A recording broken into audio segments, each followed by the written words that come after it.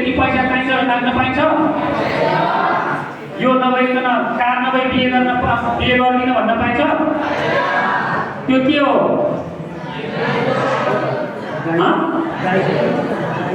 दाइजो प्रथा त्यो अपराध हो। पाइँदैन भनेपछि कानुनले गर्नुहुन्न भने कार्य के हो त? अपराध हो।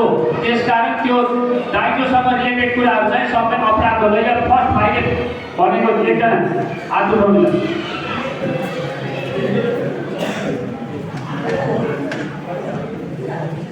अब तपाईहरुको त्यो जुन लैङ्गिक हिंसाका तपाईहरुलाई सूची आइसक्यो, यौनजन्य आयो, सामाजिक आयो, दाइजोजनित आयो, परम्परागत आयो, यी सबै हिंसाहरू किन बाहिर आउँदैनन् त? यिनीहरू त सबै घरभित्र हुन्छन्, फ्यामिलीबाट हुन्छ।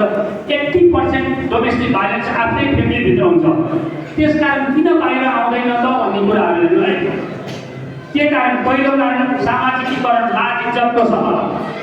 अब घरमै त्यस्तो भयो भने जस्तो बाबुले छोरीलाई रेप गर्यो भने आमाले के भन्छ? बाबुको त बेइज्जत गर्न हुँदैन, यो त बाहिर निकाल्न हुँदैन भन्छन्। दाजुबहिनीको भयो भने पनि यो त बाहिर निकाल्न हुँदैन। अनि समाजको भयो भने फलानाको इज्जत जान्छ, छोरीको पनि इज्जत जान्छ, अब यो छोरीलाई भविष्यको चिन्ता छ, त्यो भएर बाहिर निकाल्न हुँदैन भनेर त्यो कारणले गर्दा बाहिर निस्किआउँदै आउँदैन। एउटा पहिलो कारण चाहिँ त्यो लाज इज्जतको सवाल। अब भविष्यको चिन्ता, कोही केटी मान्छेलाई रेप भयो अर्थात् सेक्सुअल ह्यारेसमेन्ट भयो, अब म पुलिस कहाँ जाउँ भने मेरो भविष्य के हुने हो त भन्ने चिन्ता भएको कारणले पनि आउँदैन। यो नआउने कारणहरू भन्दैछु है मैले तपाईँलाई।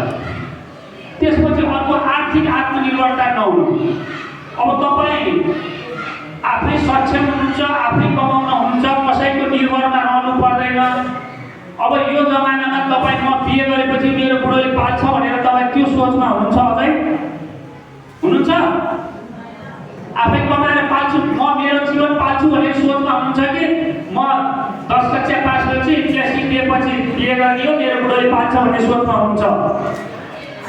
जब तपाईँ सेल्फ डिपेन्ड हुनुहुन्छ, आत्मनिर्भर हुनुहुन्छ, अनि तपाईँलाई त्यो डर हट्छ, अनि तपाईँ विरुद्ध हुने अपराधको तपाईँ बल्ल जान सक्नुहुन्छ। तपाईँ जबसम्म परनिर्भर हुनुहुन्छ नि, अर्काको घरमा पालिने परजीवी भन्छ नि, चुक्का अर्काको रगत चुस्छ नि होइन, परजीवी होइन।